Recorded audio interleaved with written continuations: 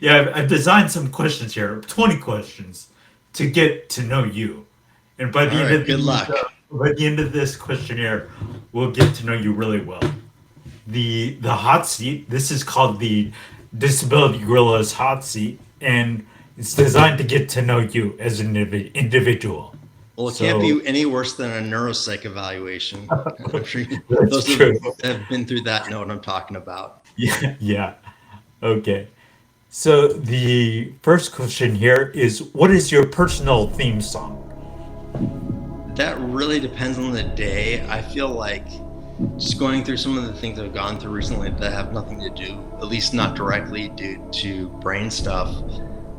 I've had a full gamut of emotions, but I always told myself that if I was like a professional fighter, my entrance music would be "Bad Moon Rising" by Creedence Okay. Clearwater Revival. Okay. Yeah. I mean, I guess it's not doesn't fit for every single move, but that has been a very strong theme for at least 20 or 30 years. Where like if I was a fighter, that would be my entrance music. Okay. Next question. Who is your hero or heroes? It really, I mean, that is, it really depends on kind of the area that we're talking about. I have a number of heroes like Linus Pauling is somebody that I'm very, very interested in. He's the one of the few scientists that have been won both a Nobel Prize for science research as well as also peace, which is I think is really interesting. And the big knock on him is he spent a good chunk of his career trying to show a connection between vitamin C and staving off illnesses like cancer and things like that. And he wound up not really proving much of anything. But just the fact that he was so dedicated to that, as well as these sort of conflicting ideas that yes, a scientist can also be an advocate for peace and humanity and things like that. So he's a hero. I have heroes in the world of music. Right now, the one that comes to mind, just because I was just listening to the Beach Boys earlier, is Brian Wilson, just somebody that I think is utterly fascinating, who took essentially a very dumb sounding genre of music, which is just pop, surf music or whatever, and turned it into symphonies and orchestras, which I find really fascinating. There's a lot of people in the world of music that I could get into. Okay. All right. Next question here, number 3 of 20 is, what is your favorite hobby? I would say most consistently, the thing that I come back to over and over throughout my life is probably music. I have a lot of sort of like casual hobbies, and then I have a few things that I'm very like neurodivergent, like in that like I get into things really hardcore for a while. Like there were close to a decade, I was very focused on photography stuff. But there'll be other things where like I will be really into painting and drawing for like 6 months, and then kind of fades away, and then will be replaced for something. I would say music is definitely the most consistent throughout. Pretty much since I was like 15 or 16 to now. I would say after my diagnosis, my passion for music picked up in a very extreme degree. Not that I hadn't seen since maybe my 20s. Yeah. Okay. Cool. Very cool. All right. Now we're gonna change gears a little bit here, but in mathematics, what is a prime number? A prime number is a number that can't be divided by any other number, can't be broken down. So like a number like 3 is a prime number, right? So it's because you can't divide it by 1 and get another. Well, you could divide it by 1 and get a 3, but any other number you can't really get anything. It doesn't easily break down into like 4, which break down into 2 or 2. It's 2 and 2, I should say. Oh, Yeah, so that's a prime number. that's I like to pretty think of good. myself as a prime number, sorts. Okay. Yeah. Now, next question here: coffee or tea? Tea. Tea. I don't know why, for whatever reason, I've never been a huge coffee person. Caffeine Yeah. doesn't really do much for me. And Okay. so, it just, yeah. it just I enjoy tea more. Just there's more of sort of I understand the flavor palette of tea more than I do with coffee. Okay. I don't dislike coffee. It's just not my go-to at all. Yeah. I drink tea way more. What is your favorite website?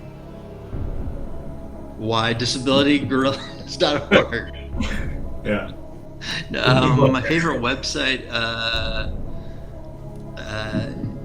again, just happens to be whatever my sort of obsession is at the time. I spend a lot of time sort of window shopping. Oh yeah. Okay. So I will be like, say, be on the Target site, or I'll be on, Bed Bath Beyond site, whatever, and just looking at stuff. I don't buy stuff. I just look and I'll put it in my cart and think about like, oh yeah, maybe when I have an extra whatever, I can get this or whatever. So that's probably where I spend most of my time, at least looking at websites. I do spend a fair amount of time on social media, not as much as I used to, but Yeah. I do. So I guess you could say like Threads or Facebook or Instagram or. Okay. Question 7 here. What is the best movie snack? Well, it's a combination. It is a combination of popcorn with very little butter, and then also those. I'm blanking on the name of it, but I always get it every single time I go. Is the little ice cream balls that are covered in chocolate? Oh, yeah. Why am I blanking on the name? But anyway, yeah. The combination of the sweet and salty, I'm a big fan of. So that's perfect. Right. Next question here is now magic. Do you think it's cool or not cool? Depends on how it's being used. I think magic is one of those things I've always wanted to be able to do, just to whip out at very specific moments, but to not like, I'm at a dinner party and I break out a deck of cards sort of thing.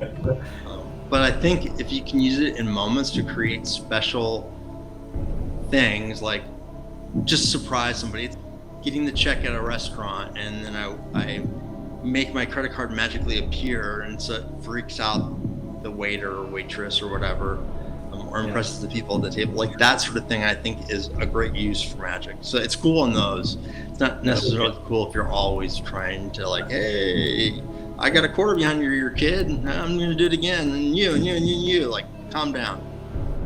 I love watching magic. I just don't want to watch it all the time. Okay. Here's another question for you. What is the capital of Nebraska? Omaha? I could be wrong. I'm not very good at the capitals. Yeah, it's actually Lincoln. Lincoln, Oh, Nebraska. yeah, that's correct. So you don't know your geography. So I know it all right, but I don't know Nebraska well. I will say that I have been to 49 of the 50 states. The only one I haven't been to is Alaska. really? But Nebraska is not one that I've spent a ton of time in. So Okay. Right, we're halfway through the questionnaire here. What is your favorite childhood memory? Wow. My uncle was a movie producer, and so when I was like probably like 8, 9, or 10, I went to visit him, and he was working on a movie called Star Trek II. So I hung out with Ricardo Montalban and really? Leonard Nimoy for a few hours. That was pretty cool.